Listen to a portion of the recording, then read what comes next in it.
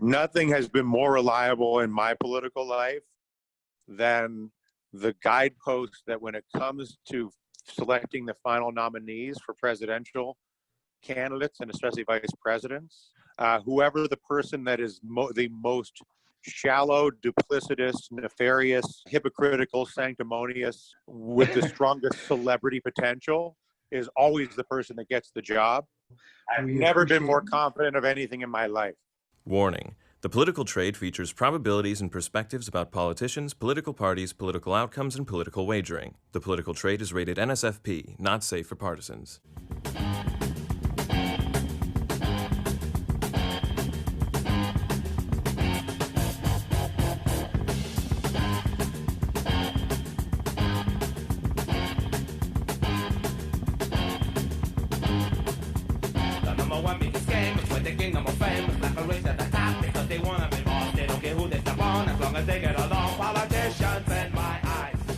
Well, we're back with Dylan Ratigan for part 2 of our session with him, where we're going to be walking him into the PredictIt trading pit specifically to get his take on some of the current markets available.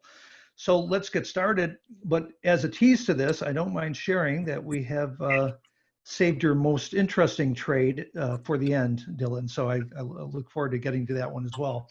And I want to remind listeners in general, just to remember that when we discuss a contract's price on the prediction markets, it is synonymous with what the market forecasts the probability of that specific outcome to be. So a contract trading at 17 cents implies a 17% probability of that outcome occurring. That's why prediction markets are relevant, and that's how we refer to those markets. So we have a healthy list. For a guy who's never walked through these markets before, you sure came up with a lot of names for us. So let's get started. The first market you wanted to talk about was the gender market. What will the gender composition of the 2020 Democratic presidential ticket be? And that market has a number of different options. There's 4 of them: male president, female vice president, both female, female president, male vice president, or both male. And of course, we're talking about the 2020 Democratic presidential ticket. So essentially, we've already knocked out 2 of the options because it looks like it would be a male president, and there's a high probability of a female president. But let's be clear. What's your pick here? Yeah, I mean, I at 93 cents, I think you've got to pick male president, female vice president, because the only thing I think you're really pricing there is whether Joe Biden will be alive in November, or I guess I don't know when even August less, because it's just a ticket, doesn't even mean winner. We know that it's a male presidential nominee, and we know that they've stated explicitly that they will only select a woman for vice president. I don't think that they would return or overturn the statement that they would only do that they would only pick a female vice president candidate. And I think Joe Biden probably lives between now and the convention. So male president, female vice president, easy money. And I think, and the reason we liked starting with this trade because of your last comment there as a tag, easy money. Were you a bit surprised looking at these markets for the first time and being so political and understanding the capital markets that you can buy that trade for 93 cents? So for example, absolutely 93 cents. Shocked.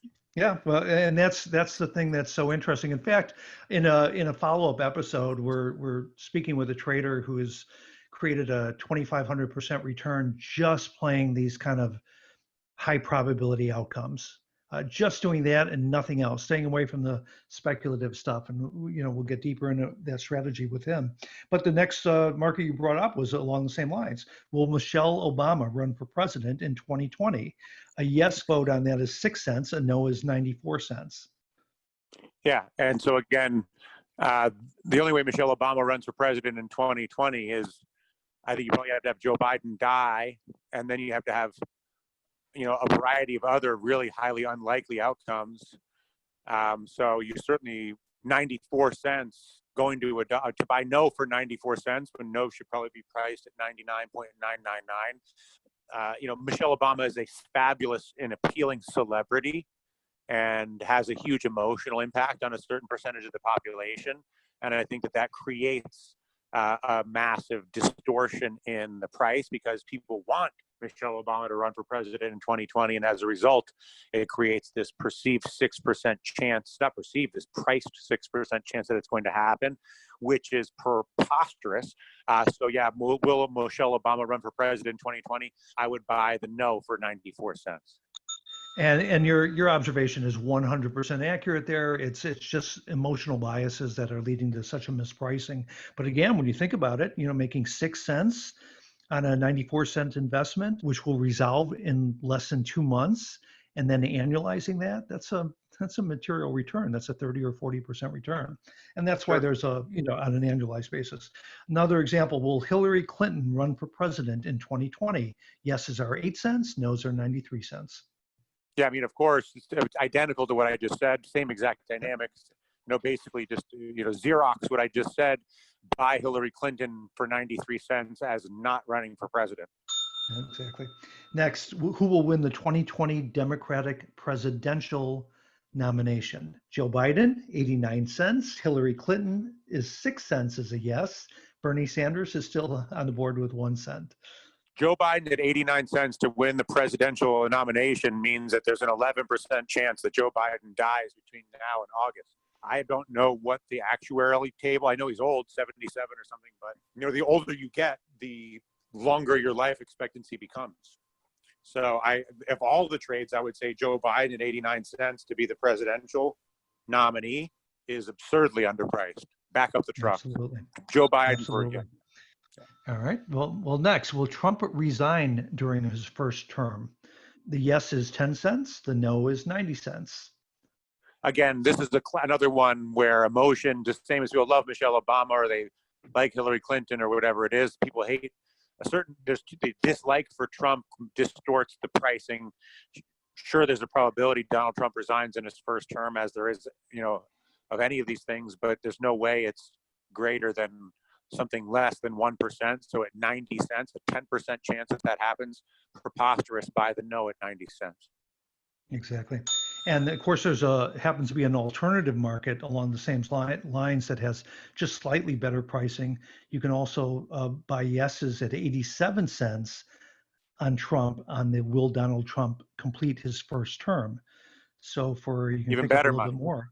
Yeah. So again, 13 cents, 13 cents on 87-cent investment. That's about, a 15% return to resolution, but considering that it's only 4 months away, multiply that times 3, that's a 40% annualized return that's sitting there right now. And that's kind of the amazing overview that we wanted to underscore here is the easy money opportunities that actually. And it just underscores my earlier point, which is this entire thing is just an emotional playpen that's deliberately manufactured to occupy the minds of people while a small group of individuals ultimately control everything. So we're getting back to politics again. We're trying to get away from that for a little bit, but no, I'm just saying. I think that the distorted prices in these markets shows you how powerful the emotional playpen is. Absolutely, I agree. But once again, you've got the man. I mean, that's, they're saying a 7% chance Hillary Clinton's going to run for president this year in complete July. Right. I mean, it's preposterous. All right. Well, something. Speaking of preposterous, let's move on to Kim Jong-un. The question is, will he be the supreme leader of North Korea on December 31st? So, of course, this is about the affable, personable 38-year-old chess master, hole-in-one golfer, bareback horseman, decathlon athlete, supreme leader of North Korea, who assumed office back in 2011. But actually, that's not true. He stands around 5'7". He weighs around 300 pounds. He is so overweight that he is believed to have fractured his ankles recently, and he smokes like half of the men in North Korea, which has the highest levels of adult male smokers in the world. So the question is, will he be the supreme leader of North Korea by December 31st? The yes vote is 81 cents. The no vote is 19 cents. So what's your play there? I mean, at 81 cents? Cents. Despite whatever the comorbidities and health risks of a obese, smoking 38-year-old man. And I know there was this sort of false report of his demise earlier this year, which I think is why this is priced as the way that it is. But gosh, a 19% chance that a 38-year-old man with whatever issues this guy has doesn't make it for the next 6 months, no way there's a 19% chance of that. Kim Jong-un to be the supreme leader of North Korea December 31st by the yes at 81. Oh, you are so good at this, and I agree with you 100%. So next trade, what will be the net change in Senate seats by party? And this is a result of the 2020 election. So this is what is referred to as a bracketed market, meaning there's brackets of underlying opportunities. Brackets go from B1 through B12, meaning 12 different options. It begins with GOP winning by 4 seats, and then by 3 seats, by 2 seats, by 1 seat, in terms of the net change, and then even, then Democrats by 1, 2, 3, 4. Not one of those options trades over 20 cents or 20% probability. What's your call there? Yeah, I mean, I believe Trump is imploding. I believe Biden is meaningless, but at least he's not as offensive. The only question is who's the most offensive. You know, Hillary Clinton was extremely offensive and ultimately more offensive than Trump, it seemed, at least based on the outcome of the election. The problem Trump has with Biden is he's just not offensive. And since the American political system really reduces down to who's the most offensive, I think that ultimately it is a good year for the Democrats, not to mention it's been a change election every election since 2006, so 6, 8, 10, 12, 14, 16.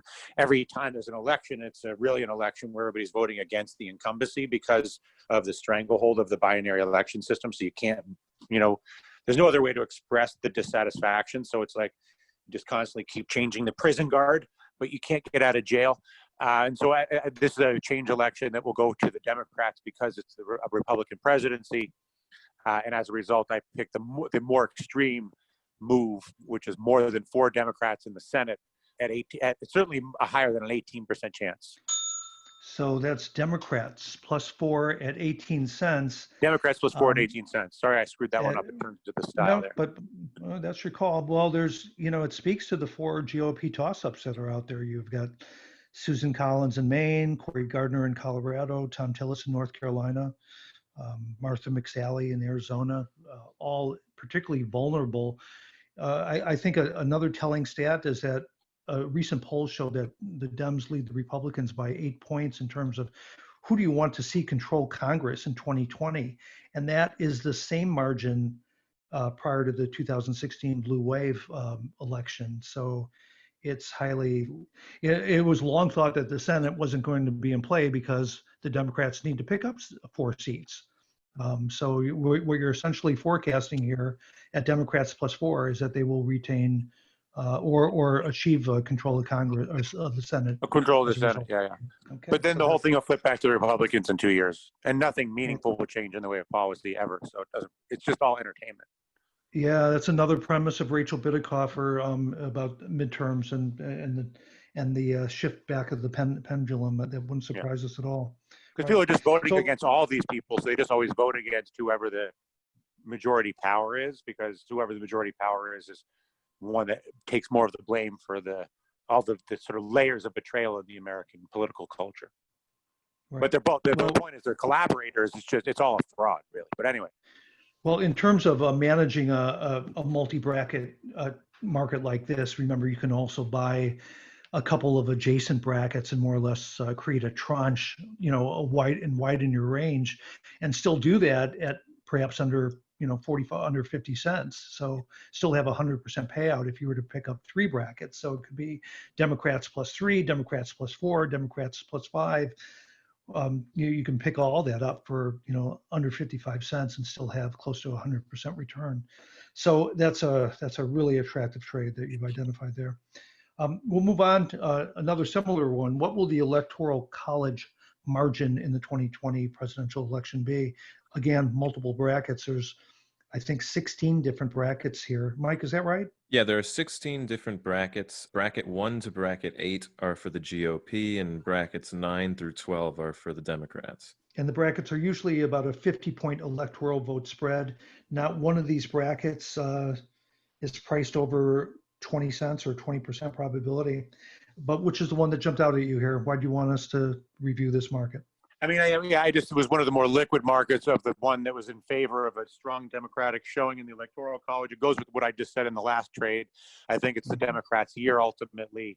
And so I think that the wider margin is more likely, especially, again, Democrats by more than 100 Electoral College votes at 15 cents. I think that the probability that that at least goes up between now and the election and you can sell out of it before the election has got to be better than the 15% pricing.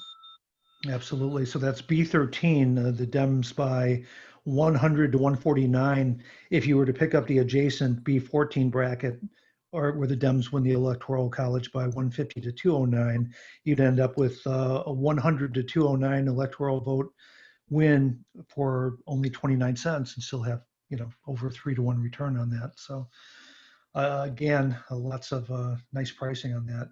The highest priced GOP bracket currently costs only 8 cents there. So I think we know which way the market is forecasting anyways. And I said that we we're going to save our best to last here in this segment, which is who will win the 2020 US presidential election. And of course, that currently has Biden trading at 59 cents, which is really up high, up 2 cents on the day alone. And it was only about 2 months ago, or let's say a month ago, where Trump was at 55 cents, Biden was in the mid 40s. Trump had been leading in this market forever until the virus hit the U.S. shores and has steadily declined since then. And then, of course, we saw another fallout shortly after the George Floyd incident and reactions across the country. So currently today, Biden is at 59 cents. Donald Trump's yes is at 44 cents. Those are the only one that matters. There's Kamala Harris, Mike Pence, and other names. But you have a call here. What is it? Well, yeah, I mean, again, I just think this is purely a pricing call. And it's, even though I told you what I think happens in November with the election, but from a trading perspective, I think you got to buy Donald Trump at 44 cents just because the momentum has been so negative. It's interesting that you say that. We didn't have a heads up on your idea here till just a moment ago before we started recording, but Mike and I were speaking to the same subject today, and we both agreed. We recalled that we had a guest on, Derek Phillips, who made the call specifically when Trump was at 56 cents and said he's positioned to lose 10 cents here right now as the virus comes to the U.S. shores. Whatever happens, something will likely go wrong, and he'll likely be labeled with some of the blame on it. And it was a perfect market timing call because immediately after his price fell 10 cents and got into the mid 40s. And Mike and I were having that same conversation today, wondering if this recent run up to Biden up to 59 cents is an overreaction, as Biden comes out of the basement and there's presidential debates that there should be more of an equalization of pricing here and, come down closer to something closer to a 1-to-1 matchup. So I think we both concur with that. This is again, as you noted, a trading outcome or a trading opportunity, and not betting on the final outcome. But that's Joe Biden or Donald Trump a yes at 44 cents current pricing. Is that right? That's it. Just on the price extreme, as Tom Sosnoff would say. That's good. That's right. What are your thoughts about the enthusiasm gap that's been spoken to recently, that the Biden voter is voting against Trump, whereas the Trump voter is voting in favor of Trump, and there doesn't seem to be this. Yeah, I mean, I think that's self-evident. We just talked about that. Biden doesn't provoke as much of a reaction, and and in this case, as is typical, the incumbent. It's not uncommon that an election boils down to a referendum on the incumbent. Right. Well, these are all great trading ideas. We actually have one more we're going to get for you right after a quick break. But speaking of trading, if you're not already trading on PredictIt, we do have $20 for you. You can take advantage of the trades shared by Dylan and our other guests by going to predictit.org/promo/TPT20. Sign up, deposit $20, and we'll match the first $20 you deposited. That's predictit.org, promo/TPT20, deposit 20, and you'll have 40 to trade with. It's that simple to sign up and trade along. So we're going to take a very quick break, but when we come back, we'll be asking Dylan for this week's Luckbox Lockbox trade. We'll be right back. Want a little more luck in your life? Get Luckbox, the control freak's guide to life, money, and probability. Named the best new magazine of 2019. Luckbox is a must-read for side hustlers, gamblers, entrepreneurs, and active investors. Each issue features best bets from prediction market experts, as well as timely sports wagering, stocks, options, futures, and cryptocurrency trading ideas. You can buy Luckbox on newsstands, but with this special offer, listeners of the Political Trade can receive a 10-issue digital subscription absolutely free. Just visit getluckbox.com to receive the award-winning magazine right in your inbox. Don't rely on luck. Get Luckbox for free today. Learn more at getluckbox.com. Well, welcome back for the final segment of today's episode, the Luckbox Lockbox. Most gamblers and traders know a Luckbox is an undeserving recipient of a favorable outlier outcome and also an award-winning magazine. But fans of political rhetoric will remember the term lockbox, which Al Gore popularized along with the help of Saturday Night Live cast member Darrell Hammond in his 2000 presidential run. I would put it in what I call a lockbox. In our Luckbox Lockbox segment, we ask our guests to identify a current predicted trade that looks like a strong lock, like a sure thing. And of course, anything can happen, bet responsibly. But Dylan, which market should we turn to for today's Luckbox? Nothing has been more reliable in my political life than the guidepost that when it comes to selecting the final nominees for presidential candidates, and especially vice presidents, or presidents, really either one, whoever the person that is the most shallow, duplicitous, nefarious, hypocritical, sanctimonious, with the strongest celebrity potential is always the person that gets the job. And so the fact that Kamala Harris is only trading at 54 cents leaves so much meat on the bone for somebody who's guaranteed to get that job. Oh, so that's awesome. That will definitely be the best pricing we've ever seen on a lockbox trade suggestion. So, and I, for what it's worth, I've been a Harris no bet for some time. I'm currently holding Val Demings as my bet, but of course, Is your long position? Yeah, that's my long. I don't know that position. she has enough celebrity or enough experience in hypocrisy, sanctimony, and duplicity. Well, what do you think about the notion that that she took a swipe at Biden during the early debates that he probably doesn't forget? You think that's not something that Politics is a him? bitch, baby. Politics is a bitch. I don't care who hurt whose feelings. The moment demands it, and she's the highest-ranking, most famous person available to do it. Life's a bitch. What about some of her problems that seem to be back from her Orange County days? There's a lot. You mean as being as somebody who pretends to advocate for the people while being a rapacious prosecutor who puts parents in jail if their kids don't go to school? Upholding wrongful convictions, absolutely. In sure. 2015, sort of being a vicious prosecutor while pretending to be a leftist, but that goes duplicity as a attribute, not a liability. It means that she'd be really good at pretending to try to give people health care while not doing it. And you think a celebrity she can pretend to be a liberal while being a severe, mindless enforcer of idiotic laws. I mean, that's perfect to pretend to care about people and then take everything they've got as quickly as possible, which is the job. Yeah, she refused. She's proven herself, but better than most. She has. She refused to support statewide standards regulating the use of body-worn cameras by police officers. She reversed herself on the legalization of marijuana. She opposed a bill in 2015 requiring her office to investigate shootings involving officers. She does have a really rough record, but you don't think it comes into play? I think those are all attributes. I think what you're perceiving as liability. All right. Well, we have what is our best prices. So it's probably a trade we're going to bring you back for as we get closer to the election. Once there's a name, because that's a high conviction and high payout lockbox bet. So I've never been more confident of anything in my life. Well, Mike, we need a bigger bell. Make sure you hold the recording. Okay. All right. Well, Dylan, it has been great to have you on, and we really appreciate the time that you took with us today. You can follow Dylan, as you should follow Dylan, on Twitter at Dylan Ratigan. You can listen to him weekly on the Truth or Skepticism podcast that he co-hosts along with co-CEO of Tasty Trade, Tom Sosnoff. You're frequently on the Jim Dore show. I've loved some of those episodes, by the way. How often do you Corona do that? Money Talk with Jimmy Dore. I just listened to it. Yeah, I just Cool. listened to it.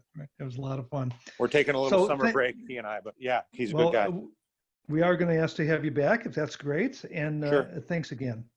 And everyone, thanks for tuning into The Political Trade. Be sure to subscribe to the show wherever you listen to podcasts and be the first to catch the trades, the trends, the tactics shared by our guests. Also check out thepoliticaltrade.com to sign up for our newsletter, find us on social media, or send us a message. It's all there on thepoliticaltrade.com. Hey, Mike, before you take us out, any other announcements?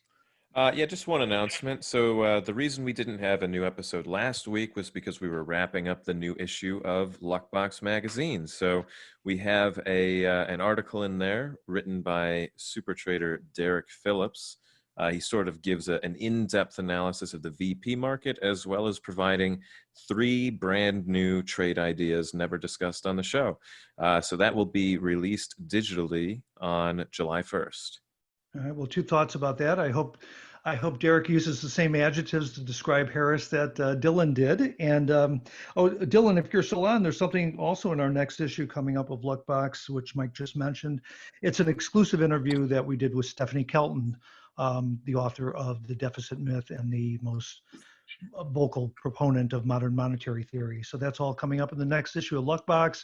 Releases July 1st. So get it for free at getluckbox.com. This is Jeff Joseph. And I'm Mike Reddy. Remember to believe in math, master your trade, and join us next time on The Political Trade.